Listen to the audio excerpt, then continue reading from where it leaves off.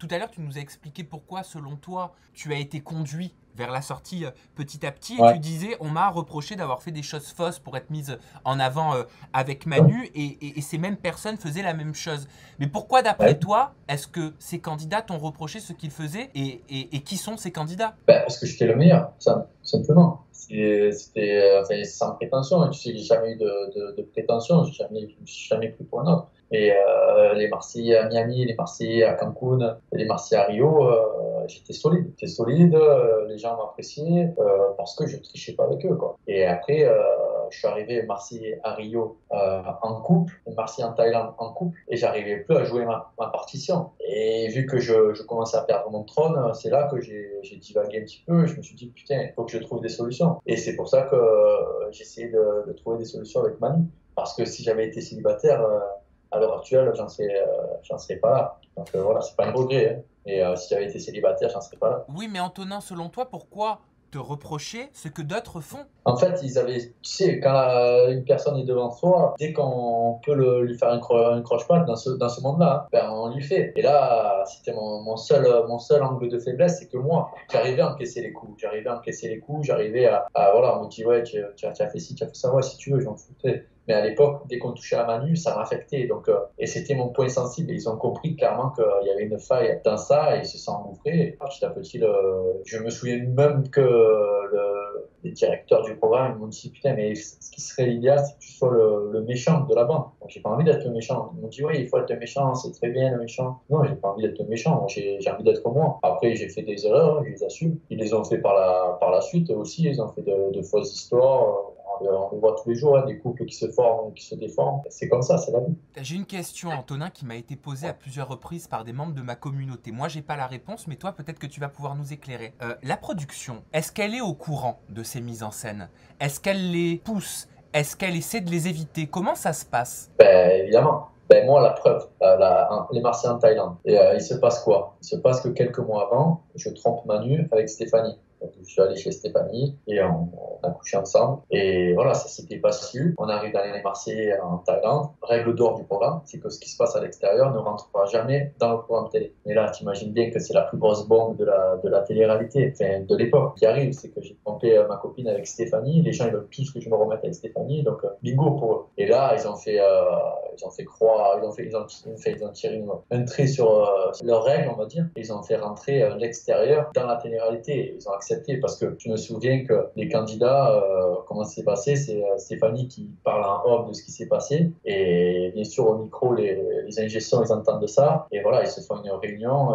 il faut qu'on sorte cette bombe. Et ils ont sorti la bombe. Et ça, c'est un coup bas. Voilà, c'est un coup bas parce que il y a combien, là encore une fois, il y a des histoires qui se passent sur Marseille entre les couples actuels ou les couples de télé-réalité qu'on suivait les Marseillais en Thaïlande et qui sont jamais sortis pour protéger un petit peu leur histoire, pour protéger, voilà, ils savent un petit peu mener la danse. Mais là, c'est vrai que c'était trop gros. C'était l'occasion de m'écarter ou du moins de m'abîmer clairement. Et voilà, ça a été le cas. Donc, c'est comme ça.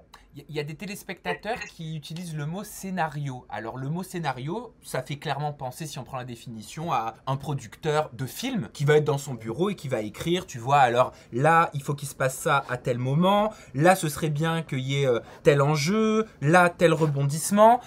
Est-ce que ça se passe comme ça aussi dans tes expériences?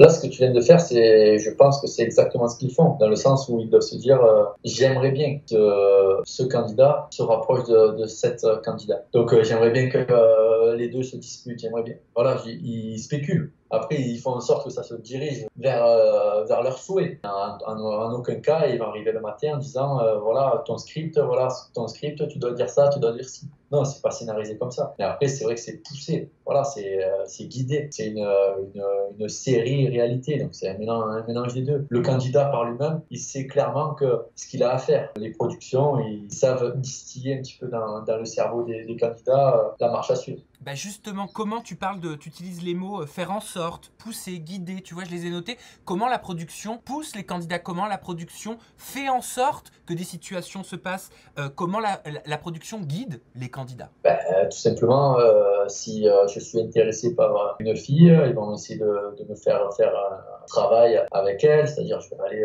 vendre des panini sur la plage avec elle, automatiquement on va se rapprocher. Enfin, c'est pas scénarisé, c'est juste guidé, encore une fois, tu vois, Oui, parce c'est que normal. personne te force pour faire l'avocat du diable, entre Ah guillemets. non, non, personne ne te force, mais on n'hésite pas à pousser mémé dans les orties, quoi, tu vois. On essaie de te rapprocher un petit peu du diable. Après, c'est vrai que de toi-même, encore une fois, le candidat par excellence, il sait la partition qu'il doit jouer et qu'il doit faire. Si en tant que candidat, tu décides de ne pas le faire, de ne pas suivre, qu'est-ce qui se passe? Ben, qu'est-ce qui se passe si tu décides de ne pas suivre? Ben, déjà, tu perds des points auprès de la production. Donc, la production, elle saura que tu es moins malléable, moins maniable, et ça risque de les contrarier parce que il faut imaginer que la télé-réalité, ça a un certain coût et qu'il faut rentabiliser. Il faut faire des histoires d'amour, il faut faire des histoires de sexe, entre guillemets, il faut faire des clashs, il faut faire ça. C'est un programme télé, il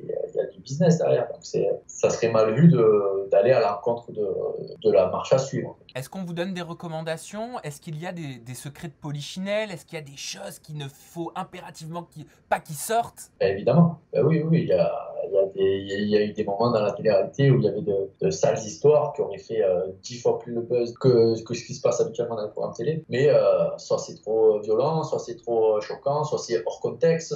Voilà, donc il y a des fois où le producteur, il arrive, il dit, voilà, les gars, on change de sujet, ça, on n'en parlera pas parce que, comme je t'ai dit, c'est trop violent, ou c'est religieux, ou c'est ci, ou c'est ça. Tu vois, il y a des sujets qui ne sont pas à être abordés dans la télé-réalité. Donc, ça reste malgré tout un programme moins de 10 ans pour les enfants. Donc, le producteur, dans sa tête, il sait un petit peu ce qu'il va diffuser. Donc, il ne faut pas non plus s'écarter trop de la ligne directive. Est-ce que toi, Antonin, dans ton parcours, est-ce que tu as vu des choses qui t'ont surprise, des choses qui t'ont choqué, sur le coup que tu réalisais pas forcément, et avec du recul, en prenant de la maturité, tu te dis ah ouais, quand même. Oui et non. Non, je vais insister sur le non parce que en acceptant de faire des programmes de télé-réalité comme ça, on doit accepter qu'il y ait des choses qui sortent de l'ordinaire. Donc oui, j'ai vu des choses particulières, mais dans l'ensemble, je crache pas dans la soupe. C'est une superbe expérience. C'est de super moments de vie que j'ai vécu. J'ai fait de superbes rencontres. Je ne regrette rien. Voilà, ça c'est très important. Je n'écrimine aucun producteur. Au contraire, tu vois, au contraire, je trouve que Banijé Production,